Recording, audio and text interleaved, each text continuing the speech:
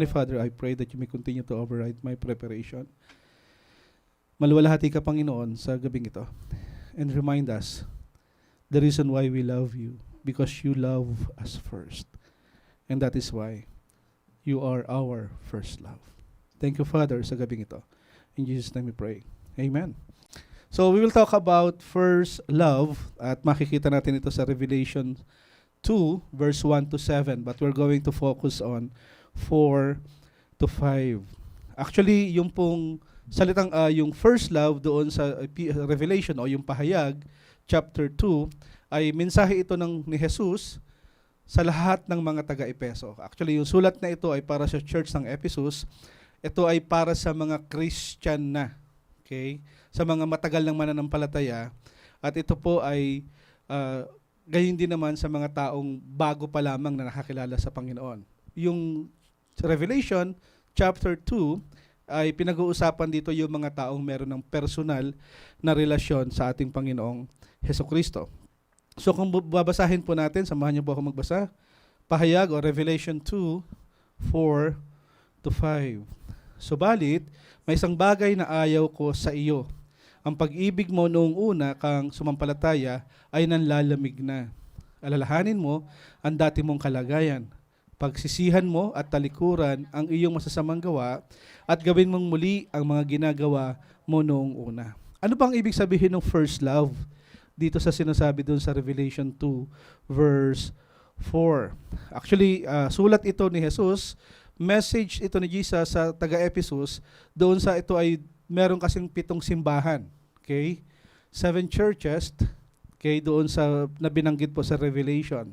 And this time, ang mga taga-Ephesus po ay meron silang unique challenges that time dahil yung lugar ng Ephesus ay punong-puno po ng mga kulto at punong-puno ito ng mga influence ng mga mahilig sumamba sa mga Diyos-Diyosan. And that time, ang sinasamba nila doon sa Greek goddess na si Artemis. Makikita yan sa Acts 19. Dahil sa impluensyang ito, maraming mananampalataya doon sa church ng Ephesians ang nagkaroon ng discernment. Alam nila agad kung yung tinuturo ay mali, alam nila kung ang tinuturo ay tama, at the same time, alam nila kung ang nagsasalita ay sabi-sabi lamang or yung tinatawag nating mga false teacher. At sabi doon, Christ uploaded them doon sa discernment na iyon. Pero sa isang banda, sinabi doon sa verse 4, magaling nga sila pagdating sa ganito yung discernment nila. Pero sabi doon, one thing ang kulang. Nawala yung kanilang pagmamahal doon sa kanilang unang pag-ibig. Having lost their first love. At makikita natin ito sa buhay po ng mga taga-Epeso na kung saan ay they really embraced yung salvation. At the same time, they really embraced yung mga katuruan. Pero lumabas sa bandang huli na bakit parang hindi na sila kagaya nung dati. Parang nanlalamig na sila. At sa kanilang pagkakataong ito, nakalimutan nila na sila ay inilipat ng Diyos mula doon sa kadiliman, patungo sa kaliwanagan, mula doon sa tiyak na kapahamakan, papunta doon sa salvation, sa tiyak na kaligtasan. Kaya naman, sa lahat ng ito ay pinapaalala ni Jesus.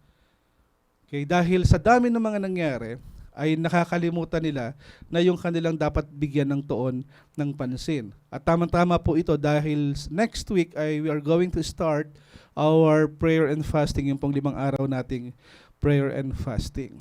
At sinabi nga doon sa paalala ni Jesus doon mga sa taga-Ephesus na, teka muna, hindi nyo ba alam na kayo ay muling nabuhay ng pakikipag-isa kay Kristo? Kayo ay meron ng buhay na walang hanggan. Yung mga luma yung pagkatao ay wala na ang lahat ng ito. At dito nga nakita natin na sa sobrang corrupt nung panahon ay yon, at the same time, yung kanilang focus for the Lord ay unti-unti itong nawawala. Kaya naman ang sabi doon, sila man ang sinabi, ang unang yung pag-ibig ay walang iba kundi yung binigay ni Kristo para sa Diyos at pag-ibig din naman sa ating kapwa. If you're going to recall yung last 2 weeks na message natin, sabi doon, we need to speak the truth in love. At dahil nga dito, ay pinaalala ni Hesukristo sa mga taga-Epeso. Ano ba yung dapat ipaalala sa kanila? Kung binasa natin yung Revelation 2 verse 4 to 5, tunghayan natin yung pinagmulan ng verse 1. Okay? Ganito kasi yung nangyari. Ito yung kwento. Ang sabi doon sa verse 1, ang mensaheng para sa iglesia sa Efeso. Isulat mo sa anghel ng iglesia sa Efeso. Ito ang pinasasabi ng may hawak ng 7 bituin sa kanyang kanang kamay at lumakad sa gitna ng 7 ilawang ginto. Ang sabi sa verse 2, nalalaman ko ang mga ginagawa mo, ang iyong pagpapakahirap at pagtiyatiyaga. Alam kong hindi mo kinukonsinti ang masama, sinubok mo ang mga huwad na apostol at napatunayan mong sila'y nagsisinungaling. Alam ko ring matyaga ka, nagtiis ng maraming hirap, alang-alang sa akin at hindi ka sumuko. Sounds like, kung titingnan natin dito, nung sila ay naging mananampalataya, okay, they discern kung ano yung mga maling turo. At the same time, ang sabi ni Jesus, I applaud yung ginagawa mo before. Ano yon? Nagpapakahirap, nagtsatsaga, hindi kinukonsintang masama, sinusubok ang lahat ng mga huwad na katuruan ng mga apostol, napatunayan mong lahat sila ay sinungaling. Ganong kahusay yung mga taga-Epeso. Alam ko ring matyaga ka, nagtitiis ang maraming hirap, alang-alang sa akin, at hindi ka sumuko. Wherein, parang sa ating panahon ngayon, on our 21st century churches, marami sa atin ang mga simbahan na kung saan they focus more doon sa mga activity. They focus more doon sa mas importante yung suot na panglabas kaysa yung estado ng panloob na katayuang espiritual. Marami sa atin, sa mga churches ngayon, nakafocus doon sa mga bagay na kung saan maganda, wherein na parang yung nagpapakanta, yung service parang hindi na siya worship, performance na. Maraming ganon. Pero dito sabi ni Jesus, sa lahat ng ginawa mo, naaalala kong lahat ng ito. Yung ginawa mo na kung saan nagpakahirap ka, nagtiis ka sa lahat ng hirap, hinasansala mo yung mga gawa ng masasama, yung lahat ng mga maling turo, at nadidiscern mo, at napatunayang sila nga ay nagsisinungaling. Wherein lahat ng mga taga-Epeso that time ay sobrang sipag, sobrang galing. At sinabi rin ni Jesus, alam kong matyaga ka, malamang ay maraming pagsubok na dumaan, may mga persecution that time, nagtiis ng maraming hirap, alang-alang sa akin at hindi ka sumuko. Ito yung problema. Ang sabi dun sa 4 and 5, sabi ni Jesus, subalit, may isang bagay na ayaw ko sa iyo. Ang pag-ibig mo noong una kang sumampalataya ay nanlalamig na. Meaning to say, ang pag-ibig mo noong una, yung first love, nung tayo ay sumampalataya kay Jesus kung sa panahon natin, ay nanlalamig na. Anong ibig sabihin ng nanlalamig na? If you are going to recall, nung tayo ay bago mananampalataya, okay? Para tayong bomberong papatay ng sunog. Nung tayo ay bago mananampalataya, lahat ay ginagawa natin. Pag sinabi ng pastor, mag-pray, magbasa ng Bible, mayroong guidelines, at the same time, sinasabi ng mga teacher natin na ito yung mga susundan natin, ito yung mga dapat nating gawain, ito yung mga accountability natin. Lahat ng ito ay talagang sinunod mo. Ito yung mga panahon na kung saan before ay naghahanap ka ng mga taong gusto mong i-disciple, i-life group. Ngayon ay parang sinasabi, nanlalamig ka na. Parang dati ay ikaw yung naghahanap ng nagtatago, ikaw na ngayon yung nagtatago. Parang ito naman yung dating, nung unang kang mananampalataya, ikaw yung tipong lahat ay ini-encourage mo, sinasabihan mo na ganito yung dapat nating gawain, pero ngayon, isa ka na rin doon sa parang pasaway. Wherein dumating yung pagkakataon na kung saan, sa tagal mong naging mananampalataya, lahat na lang ay parang naging performance. But this time, ang sinasabi ng Panginoon, nasa na yung unang pagmamahal na meron ka before. Kaya ang sabi sa verse 5, alalahanin mo ang dati mong kalagayan, pagsisihan mo at talikuran ng iyong masasamang gawa, at gawin mong muli ang mga ginagawa mo nung una. Kapag hindi ka nagsisi, pupunta ako dyan at aalisin ko ang kilalagayan ng iyong ilawan. At sinabi dun sa verse 6, ngunit, ito naman ang nagpupuri ko sa iyo. Parang ito yung ikinatutuwa ko sa iyo. Kinapupuutan mo rin tulad ko ang mga ginagawa ng mga Nicolaita. Ito yung mga false doctrine o false teacher. Ang lahat ng may pandinig ay makinig sa sinasabi ng Espiritu sa mga iglesia. Ibibigay ko sa mga magtatagumpay ang karapatang kumain ng bunga ng punong kahoy na nagbibigay ng buhay na nasa paraiso ng Diyos. Let's focus on verse 4 and verse 5. Sabi doon, sa verse 4, yung naka-highlight, ang pag-ibig mo nung una kang sumasampalataya ay nanlalamig na. Have you recall yung time na kung saan tayo ay unang Christian? Di ba? Sa mga kasama natin sa Facebook. Ano yung naaalala nyo nung tayo ay unang naging Christian? Di ba? Yung tinatawag nating merong joy nung salvation.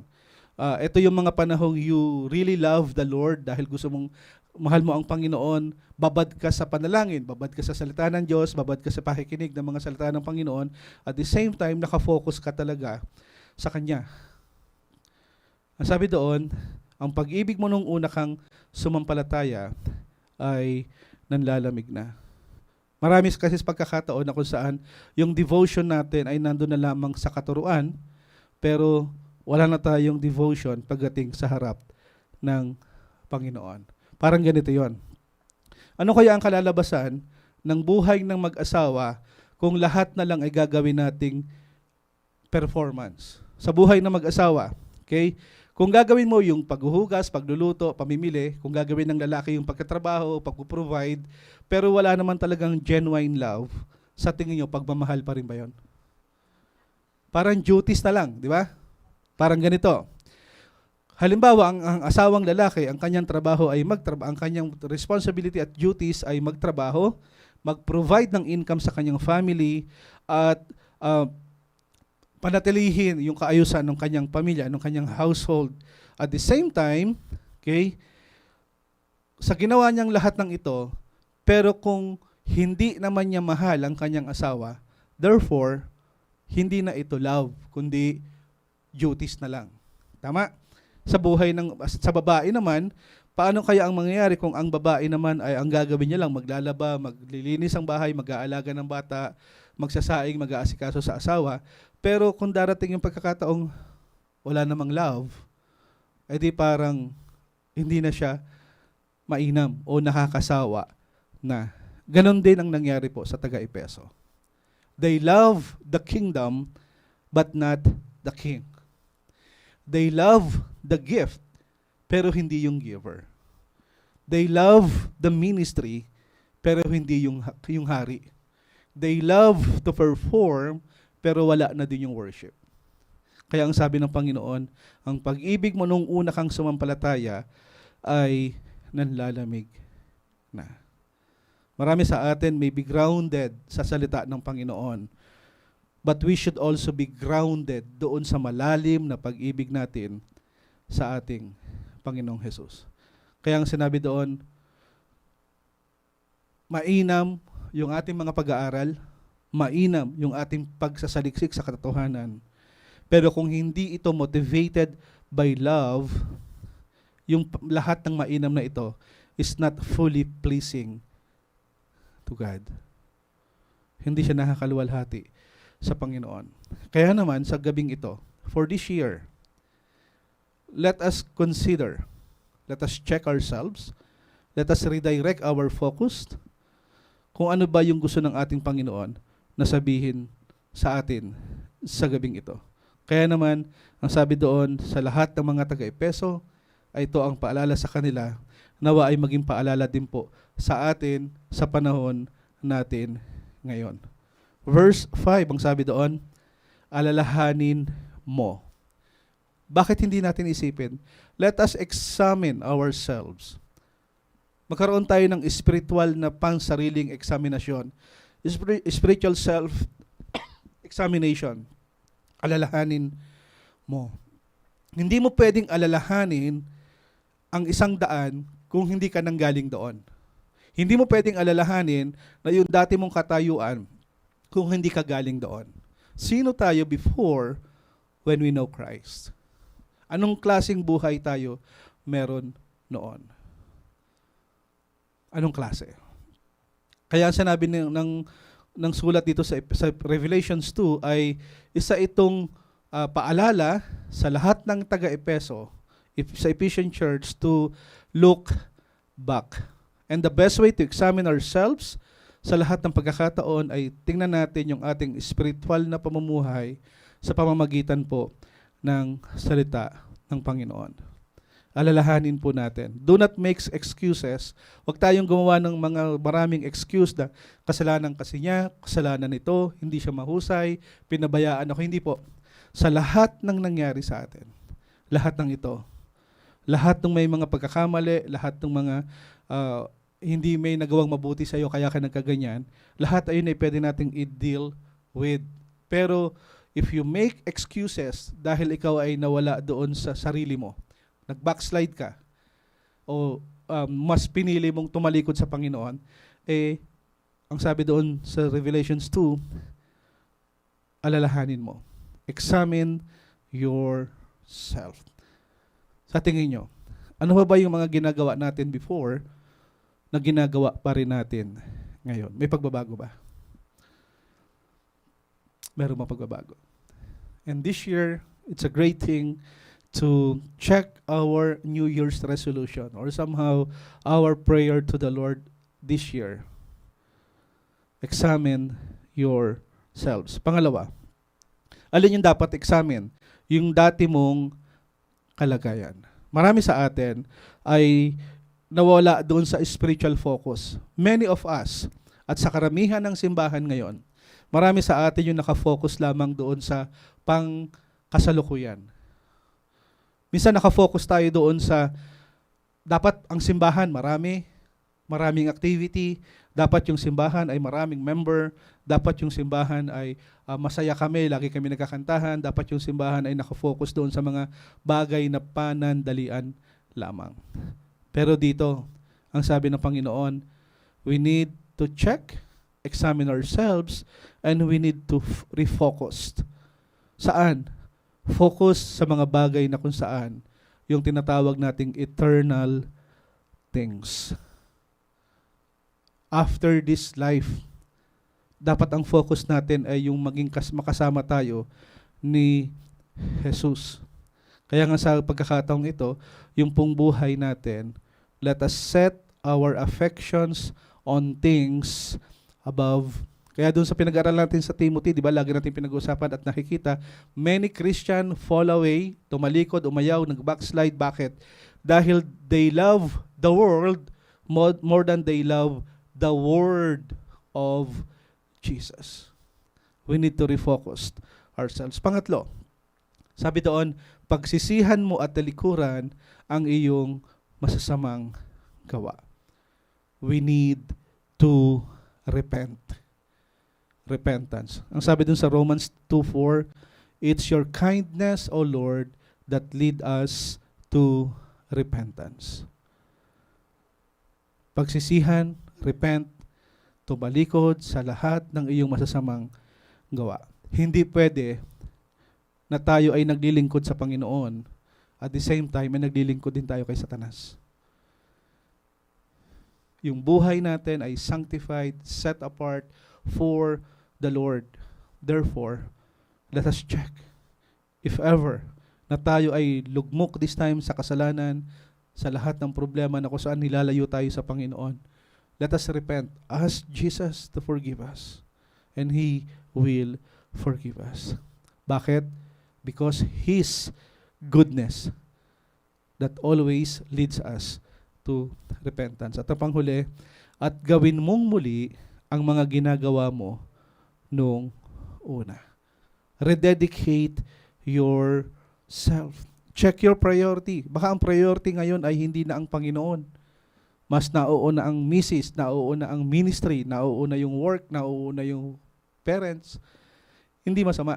But our first priority is intimacy with the Lord. Our first priority is intimacy with the Lord. And we keep on saying this. We need to love the Lord, and that love's expressed in service. Ano pa yung isa? In service and sacrifice.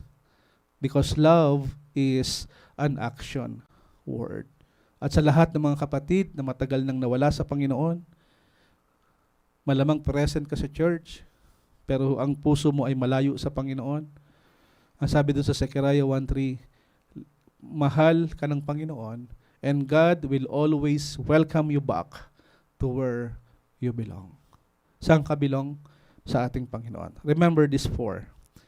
Revelations 2:5, alalahanin mo ang dati mong kalagayan, pagsisihan mo, at talikuran ang iyong masasamang gawa. At pang-apat na reminder, at gawin mong muli ang mga ginagawa mo noong una. Paano natin ito gagawain? Ang sabi doon sa Awit 139:23 and 24, O Diyos, ako'y siyasatin. Alamin ang aking isip, subukin mo ako ngayon kung ano ang aking nais. Kung ako ay hindi tapat, ito'y iyong nababatid. Sa buhay na walang hanggan, samahan mo at ihatid. Search me, O God, and know my heart.